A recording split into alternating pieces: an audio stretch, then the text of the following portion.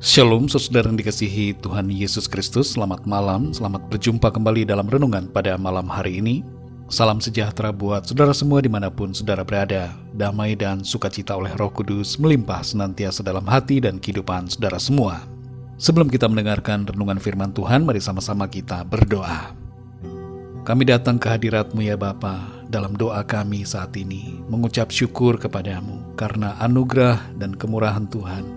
Berkat pimpinan Tuhan, dari pagi, siang, sore hingga malam ini, kami dapat lalui semuanya berkat kemurahan Tuhan. Saat yang indah ini Tuhan, kami mau mendengarkan sabda firman-Mu. Berkati kami, berikan kami pengertian yang daripadamu. Bukakan hal-hal yang baru bagi kami, untuk kami dapat semakin mengenal-Mu dan memahami akan firman-Mu. Terima kasih Tuhan, dalam nama Tuhan Yesus kami berdoa. Haleluya, amin. Saudara yang dikasih Tuhan, ayat renungan kita pada saat ini terdapat dalam kitab Bilangan pasal 9 ayat yang ke-16 dan kemudian ayat 20-22. Tertulis demikian. Demikianlah selalu terjadi, awan itu menutupi kemah dan pada waktu malam kelihatan seperti api. Ada kalanya awan itu hanya tinggal beberapa hari di atas kemah suci, maka atas titah Tuhan mereka berkemah, dan atas titah Tuhan juga mereka berangkat. Ada kalanya awan itu tinggal dari petang sampai pagi. Ketika awan itu naik pada waktu pagi, mereka pun berangkatlah. Baik pada waktu siang, baik pada waktu malam. Apabila awan itu naik, mereka pun berangkatlah. Berapa lama pun juga awan itu diam di atas kemah suci, baik 2 hari, baik sebulan atau lebih lama, maka orang Israel tetap berkemah dan tidak berangkat. Tetapi apabila awan itu naik, barulah mereka berangkat. Saudara yang dikasih Tuhan, penyertaan Tuhan atas bangsa Israel dinyatakan setiap hari dalam bentuk tiang awan. Tiang awan ini berubah menjadi tiang api pada malam hari. Setiap saat tiang awan ini ada, tidak lenyap atau memudar, menandakan adanya pimpinan dan kehadiran Tuhan yang terus-menerus dalam perjalanan umatnya di padang gurun. Melalui tiang awan dan tiang api itu, Tuhan hendak menyatakan, "Aku ada menyertaimu." Penyertaan Tuhan ini berlaku bukan saja bagi bangsa Israel pada waktu itu, tapi juga bagi kita semua yang percaya kepada Tuhan yang hidup sekarang ini. Dalam Matius 28 ayat 20 Tuhan Yesus berkata, "Aku menyertai engkau sampai kepada akhir zaman."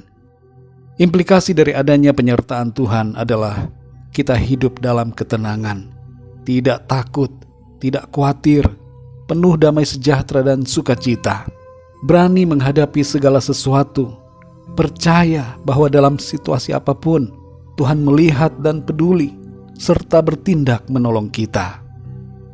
Melalui tiang awan dan tiang api ini juga, Tuhan menghendaki agar umatnya mengikuti pimpinannya. Kemana awan itu bergerak, ke situ mereka harus pergi. Di mana awan itu tinggal dan berdiam, di situ umat Tuhan harus berkemah dan tidak melanjutkan perjalanan.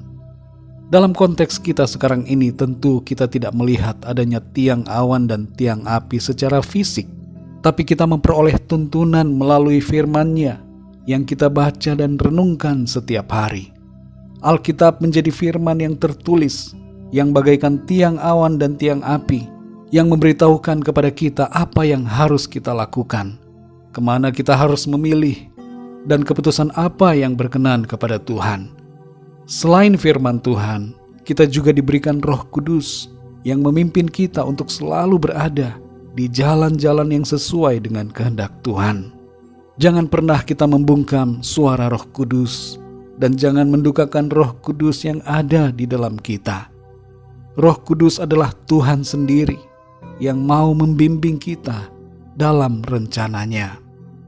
Saudara yang dikasih Tuhan, melalui tiang awan dan tiang api ini, Tuhan menunjukkan bahwa Ia berjalan di depan umat-Nya.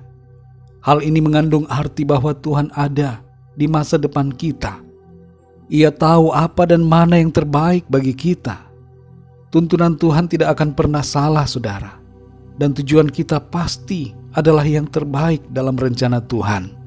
Selama kita hidup dalam kebenaran firman-Nya dan tidak melenceng atau memberontak dengan berbuat dosa, maka percayalah bahwa kita ada dalam jalan-jalan-Nya yang terbaik. Di sini disebutkan bahwa terkadang tiang awan itu berhenti, dan saat itu umat Tuhan juga harus berhenti. Ini mengandung makna, saudara, bahwa ketika kehidupan kita nampaknya tidak bergerak, stagnan, kelihatan tidak ada progres, saat sepertinya Tuhan berdiam diri, di saat-saat yang seperti ini, tetaplah percaya, tetaplah setia dan ikuti firman Tuhan. Jangan bertindak tanpa legitimasi dari Tuhan melalui firman-Nya. Selalu tunggu tanda atau sinyal dari Tuhan, dan bergeraklah memutuskan atau melakukan rencana kalau semuanya sudah dikonfirmasi dengan firman Tuhan dan saat semuanya dikenan oleh Tuhan. Tuhan ada bersama dengan saudara dan saya. Dia hadir, menuntun dan memimpin kita masuk dalam rencananya yang baik. Ulangan 31 ayat yang ke-8 berkata, sebab Tuhan, Dia sendiri akan berjalan di depanmu. Dia sendiri akan menyertai engkau. Dia tidak akan membiarkan engkau dan tidak akan meninggalkan engkau. Janganlah takut dan janganlah patah hati. Mari kita berdoa, saudara. Bapa kami yang di sorga, Bapa dalam nama Tuhan Yesus Kristus, terima kasih kami mengucap syukur untuk firman-Mu. Melalui firman-Mu yang sudah kami dengar, kami menyadari bahwa ada penyertaan Tuhan dalam hidup kami. Engkau hadir di setiap waktu. Engkau ada bersama-sama dengan kami. Walaupun kami tidak dapat melihat secara fisik kehadiran-Mu, tapi Engkau ada, Tuhan. Engkau menyertai kami. Engkau memegang tangan kami, menuntun kami masuk dalam kemenangan. Tuhan tidak pernah membiarkan dan tidak pernah meninggalkan kami. Kami bersyukur, Tuhan, karena penyertaan-Mu membuat kami tenang.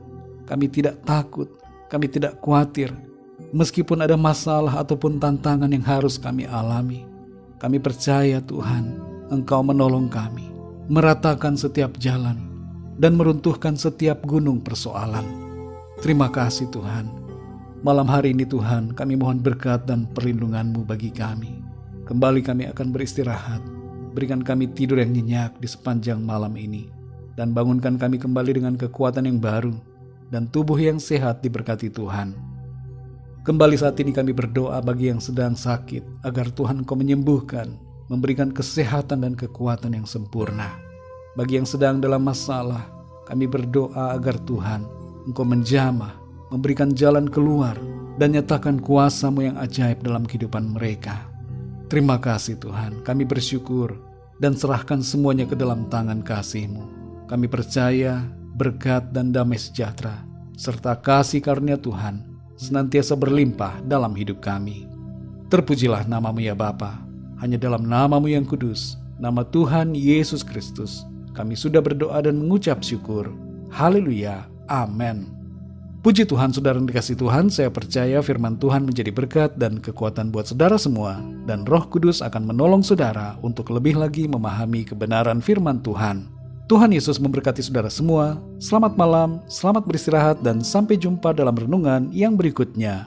Haleluya.